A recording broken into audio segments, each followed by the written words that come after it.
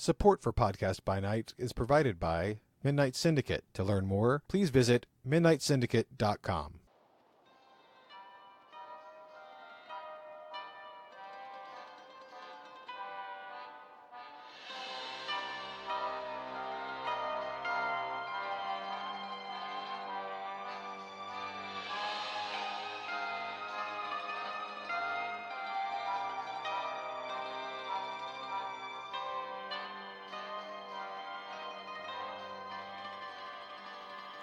And welcome back, everybody, to Podcast by Night. My name is John Long. I'm Jennifer Wolf. And tonight we're going to be discussing the clan that everybody loves and everybody else loves to hate.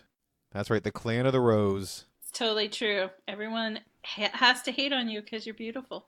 That's right. And who is this mysterious clan we're speaking of? The Toreador. Clan Toreador. Yeah, not so mysterious. They kind of wear everything on the sleeves, don't they? Yeah, they're kind of right there out in the open. Like, I'm beautiful and you're not. And who are you again? Exactly. And you know what? And they're okay with that. Yeah, they're absolutely okay with that. That's right. That's right. We're going to be talking about the Toreador in continuing our clans section of Podcast by Night and exploring the world of darkness and its inhabitants. And as you may have gathered, Toreador, the clan of beauty, the clan of the rose, they really kind of take that moniker and run with it. They kind of do. And one of the things in the world of darkness is that, well, even in our actual real world, beauty is kind of objective and fleeting. And what you may find beautiful today may not be what is found beautiful tomorrow or in 10 years. So beauty passes in a moment and it can become passé, it can crumble into dust. But the Toreador, being vampires, they live forever, and they always want to capture that beauty and all of its perfection and keep it forever and hold on to it. So the Toreador as a clan tend to be a beautiful, seductive clan, the type of vampires that most everyone thinks of in popular culture. They can be geniuses, they can be inventors, they always are graceful and full of charm, but just as easily they can be cruel and callous, and they can be completely vengeful if you thwart them. So, in other words, they sound just like every vampire I've ever seen on any television show or movie ever. That's right, yeah. When you think of the dark and broody, good-looking vampire or the sexy seductress of the night, chances are that's going to fit within the stereotype of a Toreador. And it's going to be easy to see when we go through this that when we're not kidding, it is in their blood. They are just, this is what they're about. But we're also going to try to show you that not all fairy tales have a happy ending. There may be beauty is only skin deep, and in the Toreador's case, that's true. Yeah, absolutely. One of the things we should note with the Toreador is that at their heart, the Toreador are all about culture.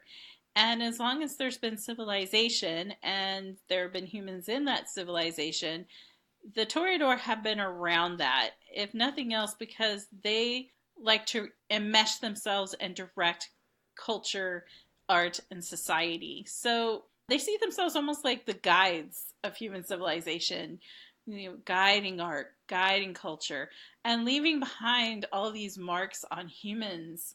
And they see themselves as being a great clan for this. Like, look at all these great deeds we've left and all these beautiful buildings and this artwork and this literature. They are very proud of the fact they have left that mark on civilization. Like with most things, whenever we're starting on the clan, we tend to always start at the beginning. And the Toreador, as we've said, they were there at the beginning, even though their history their origins are shrouded in myth and mists of time, much like all the other clans. They do like to at least acknowledge and say that, you know what, we were there at the first city. Our first embracees were mortal artists from the first city. And it just sort of spread from there. It's somehow, like I said, it's in their blood. It's in their vampiric DNA to foster culture where they find it. And if you have a backstory of you being from the dawn of civilization, that is going to be a point of pride that you will hold on to forever. Yeah, and their backstory, like many of the clans we've covered thus far, have a backstory. You know, some mythological, half legend, maybe partially true kind of story about where are my origins. And for the Toreador, the origin is a little bit more murky because it's not clear. Their first one could have been this beautiful artist who created these great works that they wanted to preserve forever and ever and ever. Or they could have been just a beautiful human being that they wanted to preserve forever and ever and ever. It's not really clear. What they do know is that as long as there have been vampires and there has been civilization, the Toreador have been right in the middle of it. And they've been using their own long life and their own dark gifts to help shape and guide the civilizations that they've come into contact with. And as far as, and I didn't know this, Jen, perhaps you can elaborate. Since they've been in the dawn of written history and culture and, ancient civilizations, you have here that they could have been part of the Minoans, which is probably how they got their name. Can you explain that? Yeah, so the Minoan culture is one of those ancient cultures you had to learn about in world civilization in school. And you're probably like, yeah, whatever. I don't care. But the Minoans were an ancient Mediterranean civilization who we don't know much about them, but we do know that they had a big affinity for what's called bull dancing. It's not really sure what it was about or why they did it, or, could be a fertility thing, could be a, look, aren't we cool and brave because we can jump on bulls? It's not clear. But we do know that they practice a form of almost like bullfighting. It was jumping on bulls, and there's something very beautiful about that. But even when you look at the Minoan civilization, everything we have of them is their artwork, and we have reproduced the great castle at Knossos, and everything has to do with bulls.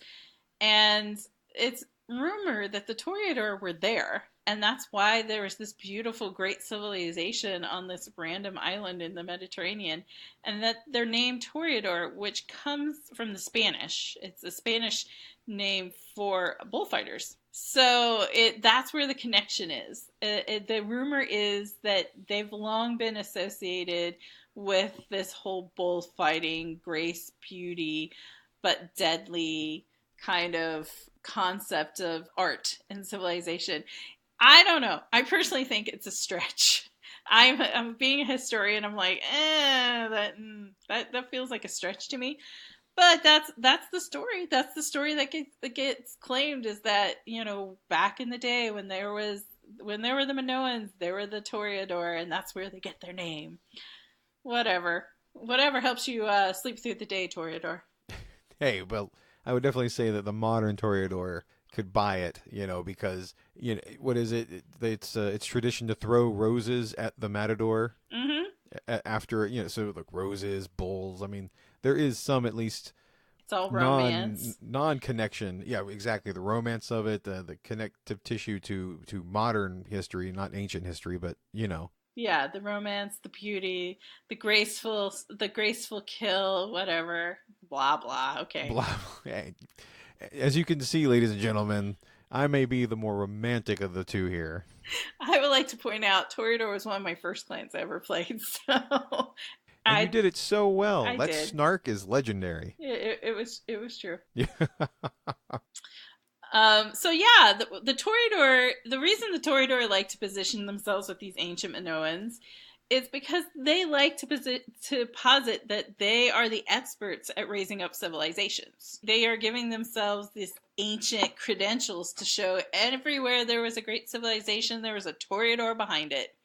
And okay, I will say that, maybe there is half a point that they have, that they are experts at raising up civilizations. I'm just going to say that they were very poor at maintaining and running those civilizations, because even the Minoans fell apart. The ancient culture of the island of Crete fell apart because of interclan squabbles between all the different vampires that were there, and it eventually fell.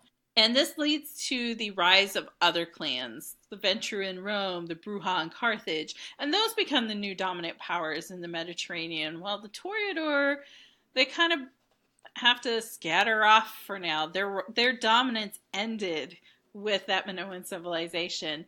And so then they started backing whoever was the most dominant power in that region at that time.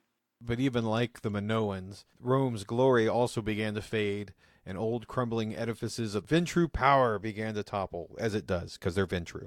Old crumbling edifices. Old crumbling edifices. But the Toreador, they keep looking for a place to set up shop. They want to be like, okay, well, we see the decline here. Now, since this is our bread and butter, let's go find somewhere else. And where do they head to? They go to Constantinople. That's right, the Eastern Roman capital of Constantinople, that long storied golden age of mankind. Well, I like to think so, because this is my jam. This is my historical sandbox that I play in. But so the Ventru held Rome. There's just no ifs, ands, or buts about it. But as anyone who's done their world civ knows, Rome eventually no longer the center of power, and power moves to Constantinople. And the Toreador are like, oh, hey, look, there's Constantine building this whole new city that's going to be the new capital, and the Ventru aren't there yet. So this very enterprising Toreador named Mikhail or Bester or Michael says, I'm going to set up shop there. And he takes with him a Ventru and a Shimase, who he's kind of hooked up with. And Michael has this vision of what a capital city that is inhabited by both humans and vampires can look like. Where a city that's a center of power, both for vampires and humans, can, in a weird way, live in a sort of harmony, almost like the first city. And some people said Michael was a little crazy. I'm not going to deny this. The man did think he was an archangel. But he and his lovers decided they were going to create the dream. And that was going to be this beautiful city of Constantinople that was filled with art and literature and culture. And it was going to be the heart of this great society where vampires and humans all live together in this symbiotic relationship. And it was this beautiful, beautiful dream. Again, Toreador are great at the big ideas, but the small ideas, the maintenance ideas, sometimes escape them. And unfortunately, this utopia of Michael's in Constantinople only really ever lasted a few centuries. And that was the height of Constantinople's power and supremacy. But it began fading away. And by the time you get to the Fourth Crusade in 1204, that's pretty much the death knell for Michael and his dream.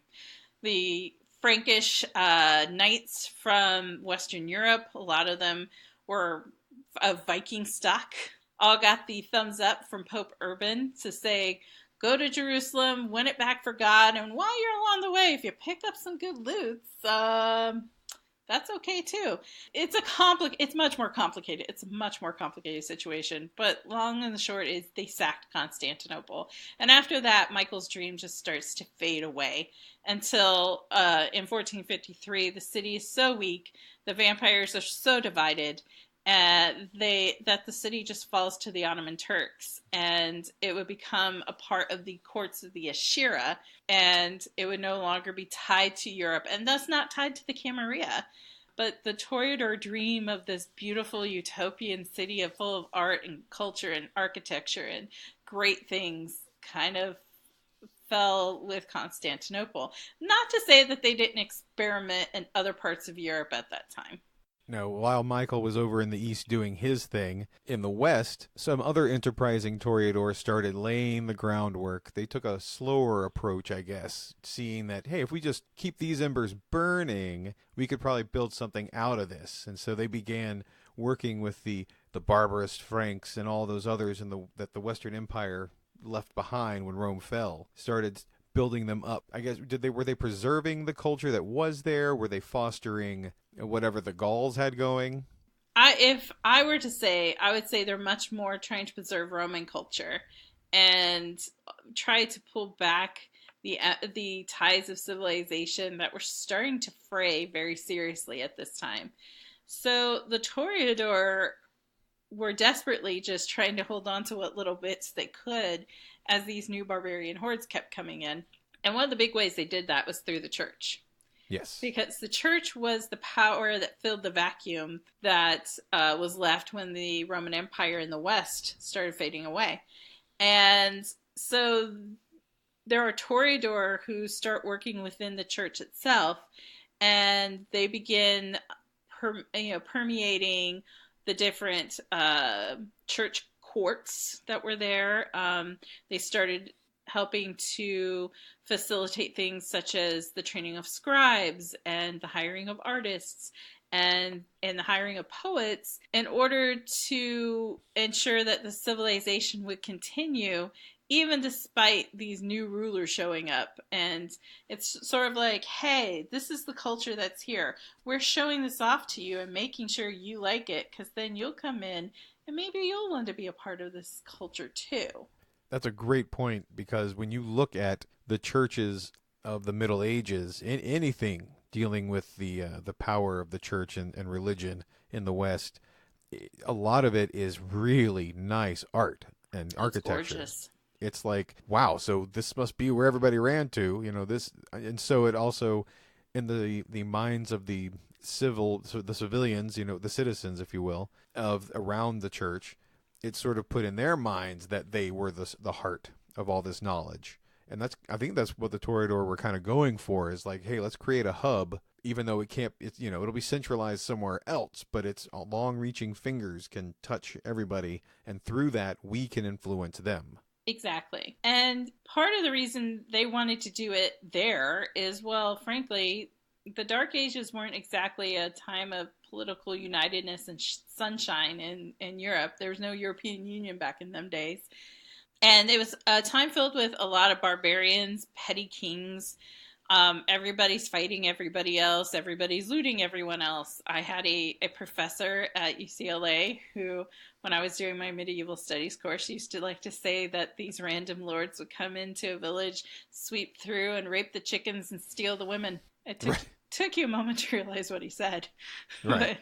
I'm like, I don't know, maybe they were raping chickens. Who knows? But there was a lot of warfare. That's the point of this. People were picking a lot of fights with each other over land, over territory, and it was sort of like the Wild Wild West, except it was Western Europe. And because of these incessant wars, there were Canaanite princes who were supporting different factions over each other. So you would have a Canaanite prince, a vampire prince in one area who'd be supporting this warfare against this other area because he didn't like that Canaanite prince over there. So that's what you're finding. These petty human kings are waging war against each other and being supported by vampiric princes. And this was getting to be kind of untenable. So what the Toreador decided was like, okay, guys, we can't keep supporting these kind of wars. If nothing else, because it's affecting our feeding grounds. Because every time you have a war, every time Prince A over here decides he doesn't like Prince B's face, he decides to rally all the human troops to go fight Prince B. Well, then that's less humans for us to feed off of. That's not cool. So they decided, the Toreador, that it would be a great solution for this to stop all the fighting and to stop all the raping of the chickens and the stealing of the women, to have some sort of proxy wars. How can we decide how to deal with all these infighting and all this prejudice? Well, we can have a proxy war in which no one gets killed, no one dies, there are no armies, it's not nearly as destructive, but it's just as ruthless. Through this concept of the proxy war, the Toreador claimed that this is where the idea of chivalry was born out of. This idea that the mortal knights, through their poetry and their abilities as troubadours, they could then spread this idea of the courtly knight who is going to be fighting for a true and noble cause, and they have their jousts, and they're fighting for their lady loves, and it becomes this very romanticized idea of what it means to be a warrior in this society. And the Toreador are pushing this because that way we're not actually killing each other. And this, again, this is so funny. I mean, I think White Wolf must have done this on purpose. But it just seems like from the beginning of time to barbarism to some semblance of civility, you have the Middle Ages, the Dark Ages, like all the pre-Renaissance stuff really being, much like society today, really being the groundwork for the courts of today. Because the idea of prestation and domains and like wars of words, not swords, and the idea of having rules and status. It's incredible to think that all of this is born back then, but yet it has endured because it works. It keeps the kind safe. It keeps the influence in its place, and it keeps your resources balanced. And then I do. I think that the Toreador, just in my experience, had, I'd believe it. If somebody walked up to me and said, yes, they did this, I'd believe it. Because I'd be like, yep, the Toreador are the only ones that have the wherewithal to incite the passion with the measure of control, not like a Bruja, to sort of push that idea. Well, also, too, it's that deep and intrinsic knowledge of humans and civilization.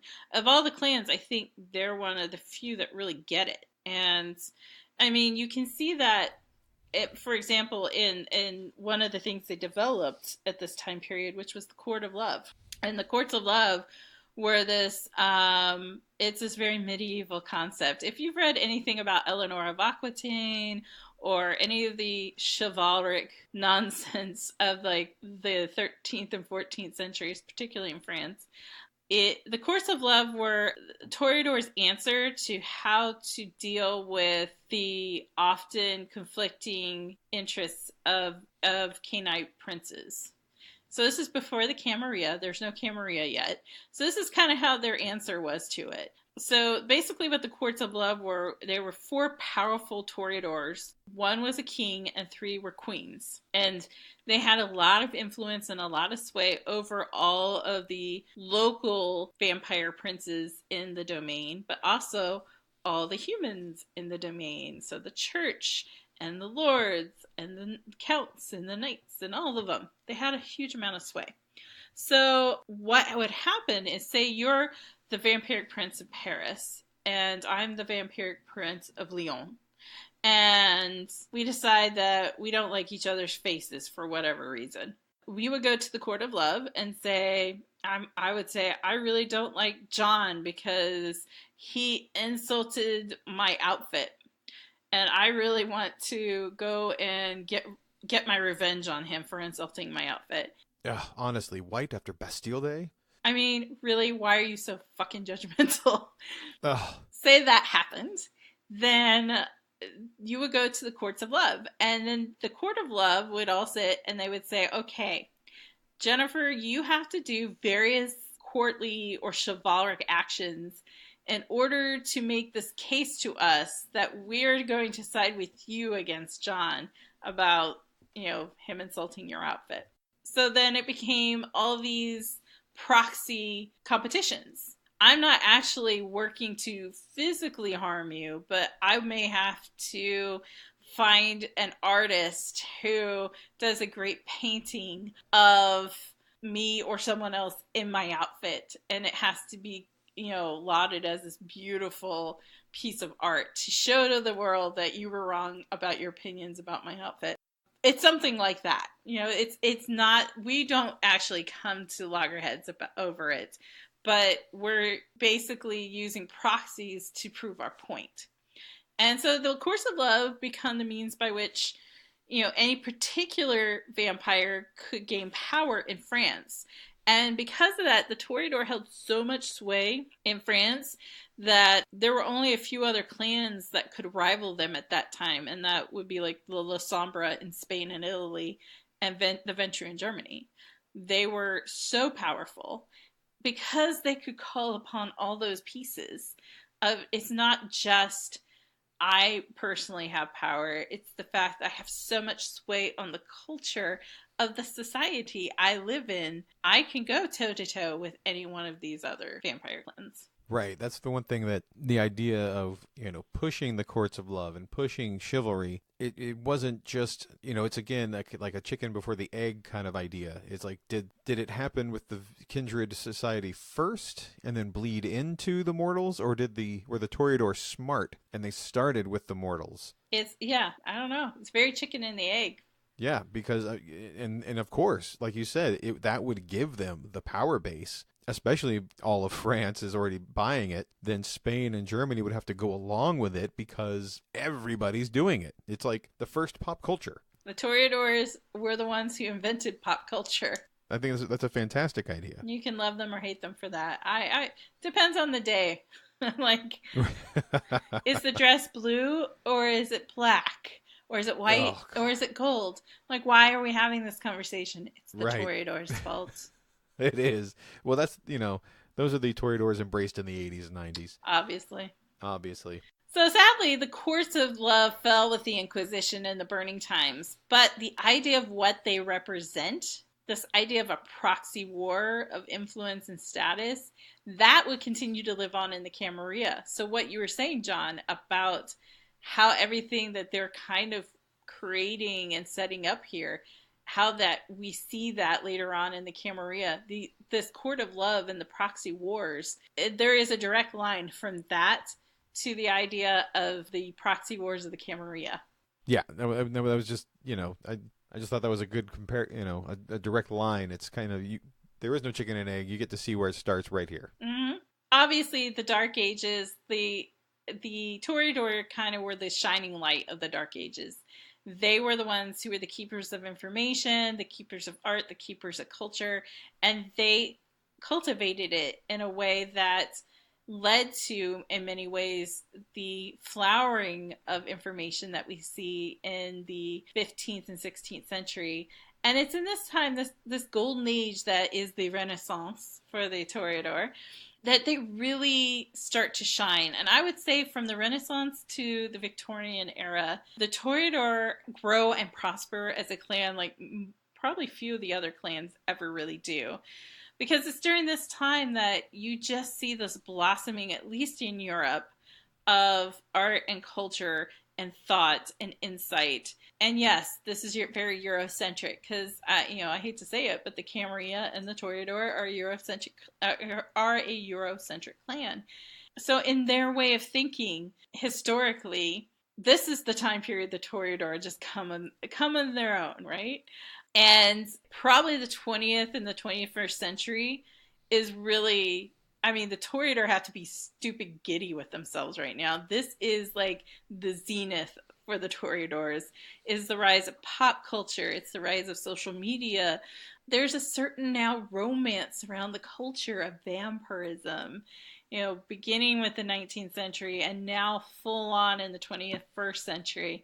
The Toreador have been cultivating this idea of vampires as being sexy and, kind of mysterious and gothy, and aren't they like so cool?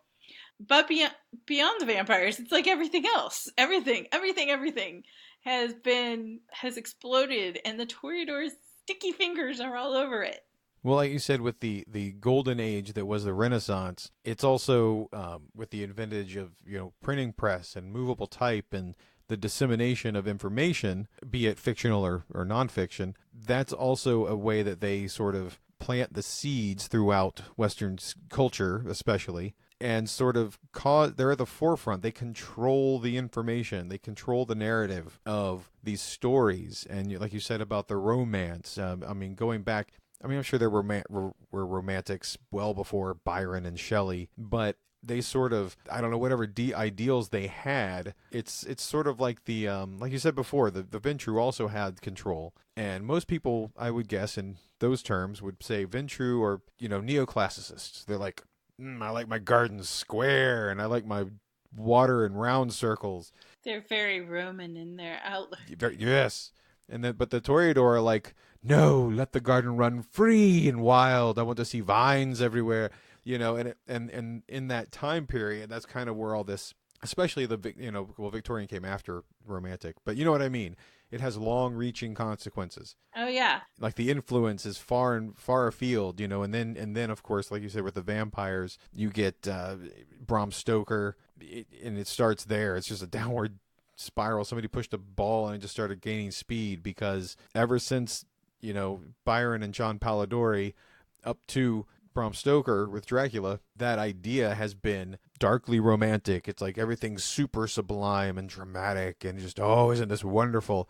And since it's found its root, a toehold, not just a toehold, I mean like a death grip on culture, it's been hard for groups like the Ventru to kind of keep it down. If they want to like rule something with like a corporate iron thumb, there's going to be someone over there with the organic juice bar that can oppose them. I love the idea of the Toreador running an organic juice bar, because I'm like, yeah, that would totally happen.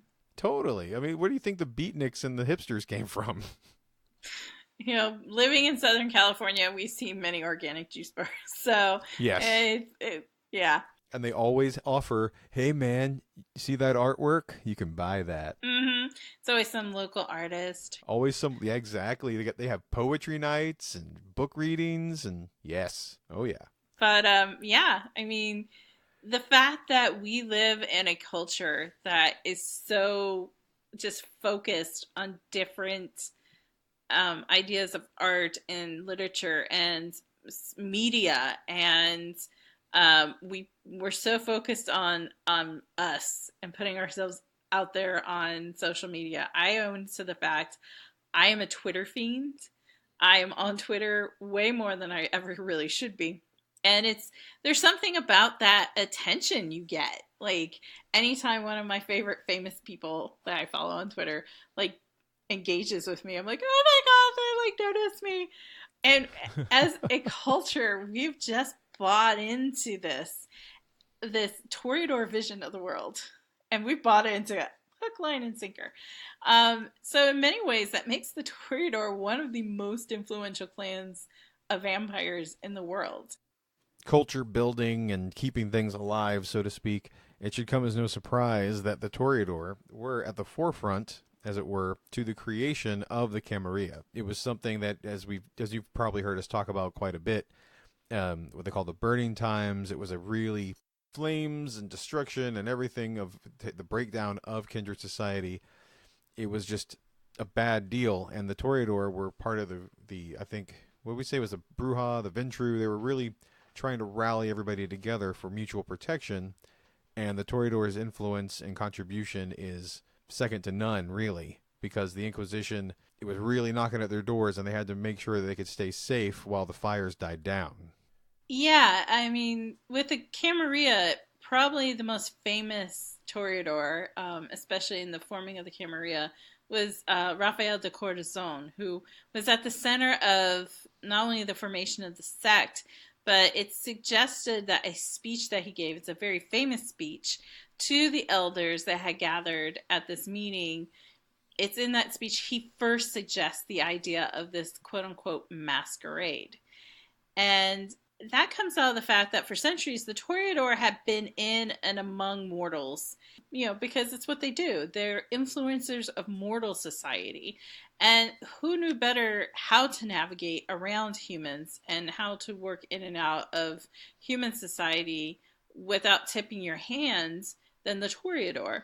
And so they understood in an intuitive way the careful balance that it would take to survive in this new world order, and how you have to hide your true nature while at the same time, you need to maintain those ties to the mortal world.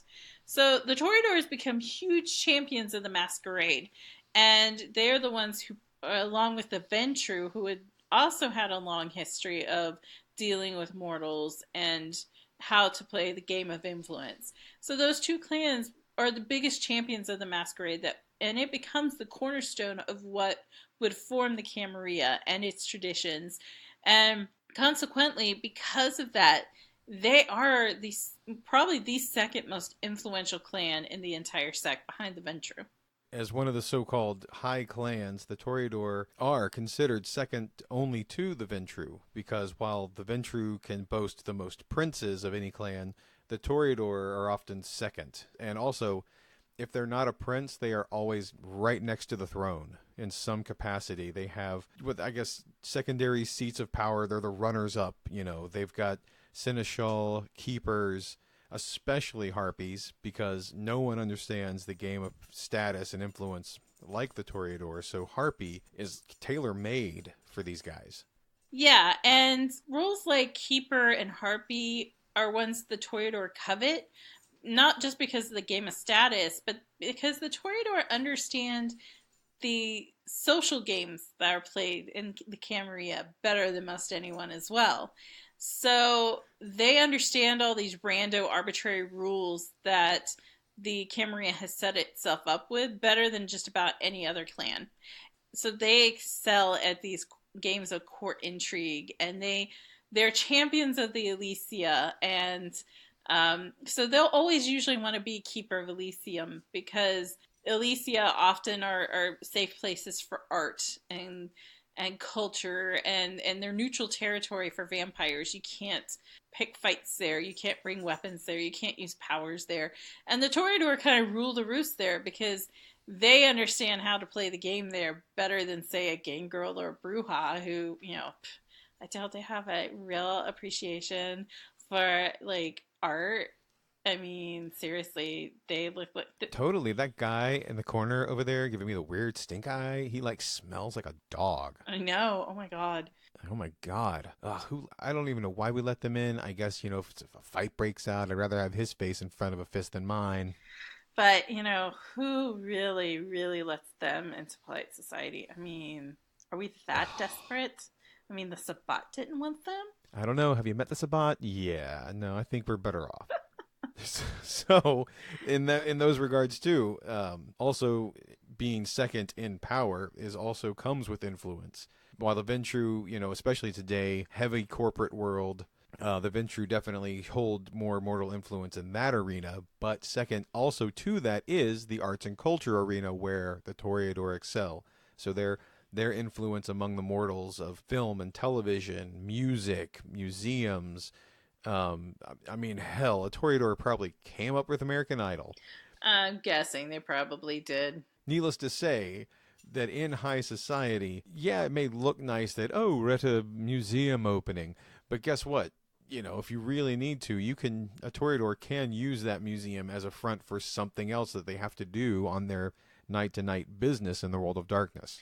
Yeah, the Toreador are going to have their hands deep into the entertainment industry, fashion, literature, media, the arts, you name it. They're going to be involved in all sorts of human distractions.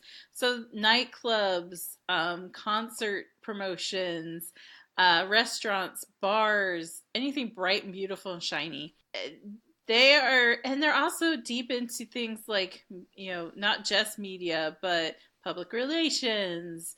They're sometimes they're into things like that seem a little bit more prosaic, like the news, because it's all about spinning, advertising. All of those pieces would be things that the Toreadors are very deep into. And I mean, even some of the less savory aspects of society, things like pornography. And I say that just because we live in Los Angeles and San Fernando Valley. But things that peddle sex or sexuality or other less socially acceptable venues. Toreadors can be deep in the heart of those as well. It's essentially anything that they feel is culturally advantageous or pushes a particular cultural agenda. They'll usually be in the middle of it. And that makes total sense, and it's a perfect place for them, in so much as, I mean, since, rumor has it that the masquerade was their idea, it almost behooves them to honor that, to sort of, because so when they have all their fingers in all the human pies, like you said, even the news and marketing and spin, they not only learn, but they can also teach and have sway over ways to control the masquerade. If there's like a masquerade breach, they know how to cover it up. Oh yeah. If you need to target an enemy and you want to do it in such a way that it doesn't look like you did it, and you want to do it in such a way that stays within the bounds of the masquerade, you find a Toreador and you have them spin it for you. Maybe you want to hurt that venture over there and you know that venture's in deep in City Hall. Hey, Mr. Toreador, how much dirt do you have on the mayor? Could we maybe start a whole campaign that's completely just trashing the mayor on news and in the newspapers and in public media so that he's forced to resign and thus that venture loses his influence in City Hall? I mean, that's the kind of power a Toreador can have if they do it right. Absolutely. Yeah. And as far as, I mean, and I would say in any given city, I would say the Nosferatu maybe are second to only the Toreador in that kind of knowledge. Well, I would say actually the Nosferatu are first in the knowledge. The Toreador are first in how to use it. Oh, well, there you go. All right, just strike that, reverse it. Toreador may not have all the dirt. Now, a Toreador would argue with me tooth and nail on that because Toreador love to gossip. They love to gossip. But they gotta get their gossip from somewhere. And please, that's what those ugly Nosferatu are for, because God knows why are we letting them in Elysium. It's only because they've got the dirt on other people. Hey, you know what? And they're just happy to be there. They'll let the Toreador take the limelight. Yeah, no.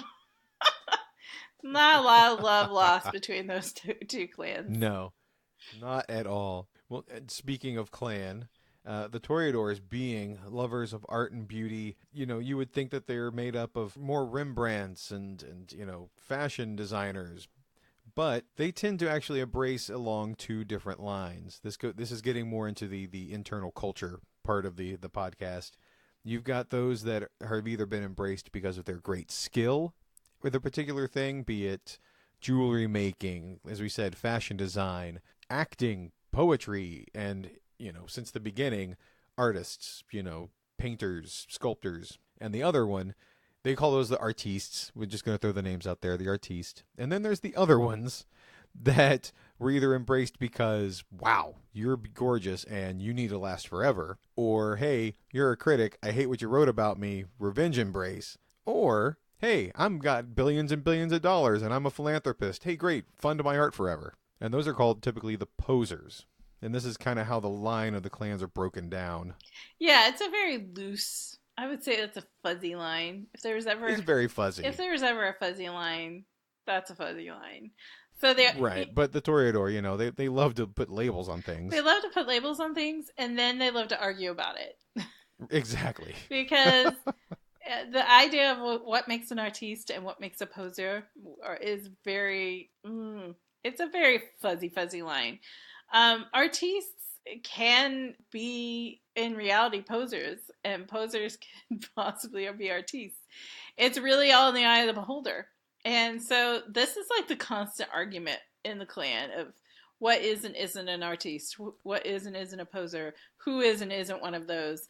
And people get upset, if I am a Toreador who is a painter and I feel my painting is a great work of art, but you all are like, oh my gosh, did you see what she put on that canvas? Oh my Lord. They may assume I'm a poser. Yeah, exactly. That's the one thing that I wanted to bring up is sort of the Sunset Boulevard aspect of the clan. You're in today, you're out tomorrow, and it's fluid because much like the art scene today of any media, you can be in and out, and I would say that's ultimately, in history's storyline, if you can persevere, then you would be the true artiste, because you're the one that is in, then you're out, but then you find a way to innovate to get back in. And then the poser is the one that just kind of sits on their hands. Or if you're smart, you can transition from being the artiste, invest wisely, get influence. And then when you become a poser, then you just kind of fund everybody else's art and you just take over, as Harpy or something. Yeah. And honestly, the division between the artiste and the poser is a very Toreador one. No one outside the Toreador is going to care. No, not at all. All they're going to care about is how much influence do you got, and what have you done for me in the last 5 minutes? So yeah, it's no one's going to care like that you can't paint, but can you maybe go smear the mirror for me? That's all anyone outside the clan's ever going to care about. The artiste imposer divide is really an internal Toreador divide. And they will argue about it till the cows come home. In terms of Toreador and status and internally, like who's respected and who's not, it has less to do with the artiste imposer. I mean, it's almost like it's really just a way of like mean girling each other, who's in and who's out, and who's the cool kid and who's not. Uh, but if you're a Toreador who ranks up a lot of status, what does it matter? Absolutely. And it probably differs between court to court because, you'd say like the court of Los Angeles, on the one hand, you could actually be quite cliquish and have the artistes on one side and posers on the other, and each one's scowling at the other. But if you're somewhere, I don't know, where, like Portland, if it's something a little bit more where the line's blurred, one would be considered as important as the other because, hey, man, we all just get along up here. Well, that too, but I think of in terms of like a Toreador prince. If that Toreador is the world's worst artist, can't carry a tune in a bucket, and wouldn't know fine literature if you threw it at his head, but is the prince of the domain and has all the influence and status that you can have there, who's gonna question him? Who's gonna be going, oh my gosh, he's such a poser. You don't want to hang with him. No one's gonna say that because you know why? They're the prince. Right. Yeah. Everybody wants to curry his favor. Yeah. So yeah. Again, this is such an arbitrary argument, and the Toreador are much more invested in it than pretty much anyone else. No one else is going to care. Well, and the one thing, though, if all Toreadors share, whether you're an artiste or a poser, is their clan flaw, which is kind of what gives them their, I don't know how to put it. It doesn't matter, how, like you said, if this prince can't tell a great work of fiction from, a dirty limerick, he can be enthralled by an impressive work of art. Oh, yes. So it doesn't matter who you are. I mean, and this is the one thing that, I mean, it's also actually in some games that I've played in been made fun of, is the idea that, you show them the Mona Lisa and you can pretty much, they'll just stare at it till the sun comes up. It's a pretty detrimental flaw, but it's also lends itself to the heart of the clan. I don't know anyone who used this clan flaw against any of her clanmates ever. What? No. Well, that's the other thing too about it, is that it's one of those flaws that if an enemy, be it, like a social courtly enemy or actual violent, wishes death upon you enemy, it's very observable. So it's also one of those things that as a player you need to be aware of, because yes, you can probably try to skirt it before it happens, but brothers and sisters, let me tell you, when it does happen, that's it, and you got to play that out because there is no escaping it. I actually had this conversation last night with a player in the game we run, who is a Toreador, who walked into a meeting where there is this very famous master pianist at the piano at this meeting, and only because I pulled this on your character years ago, I said, okay, Toreador, you need to give me a static test to see if you get entranced. And they tried to argue like, well, I wouldn't necessarily find that beautiful. And I'm like, no, you gotta give me a test, because Toreador are going to be entranced by anything that is of great beauty. That said, again, beauty is in the eye of the beholder, or the ear of the beholder. So there is some room. I will say there's some wiggle room, because I may not find a Picasso particularly enthralling enough to be enchanted to stare at it. So, I mean, arguments can be made. Yeah, that's a very good point. And I would say, as a storyteller, I would want that argument to be damn good. Otherwise, there's a reason why there are rules for it in the book. Yeah, I mean, I think where we run into, and this is you and I speaking as storytellers, who've also been players playing Toreador, um, and speaking into this clan and their clan flaw, is I think it's very easy for a player who's like, I don't want to get like boned by my clan flaw to say, oh well, I just I don't want to, I don't think that's beautiful, or I'm not entranced by that. What? And yeah, you're right. You have to make a darn good case, because the idea of art and beauty and culture is that as a society, as a civilization, we have all agreed for one reason or the other to say that's beautiful. It's completely arbitrary. And Toreador are products of this. As much as they shape society and run society and civilization, they're also products of it. So there's just going to be certain things that you're probably going to get triggered because you're so in tune with art and beauty and culture and society that it's almost like you're super sensitive to it. You're so heightened in your awareness of it, you can't help yourself. Exactly, and that's exactly the reason why there are rules in the book that state, if you are witness to any craft or performance of a certain level, you have to test. Exactly. And that was my point with the situation last night. It's like you're listening to someone who has like performance 5 of, this is a master classical pianist. I mean, this is a person who's world famous, does sold out shows all over the world. They are a master of their craft. It doesn't matter if you don't even like the music necessarily, but it's the fact that their craft is so good and you recognize that, and that's going to enthrall you. So that is the flaw of Clan Toreador, and whether you like it or not, it's sort of like, if you're going to play the clan, that's your flaw. It's sort of like being a Nosferatu. You're ugly. You ain't getting around that. There is no somehow workaround, like secretly, if you kiss me, I'm going to be a handsome prince. No. You're ugly. You are ugly, ugly. Toreador, you're going to get entranced by art easy, and that's just the way it works.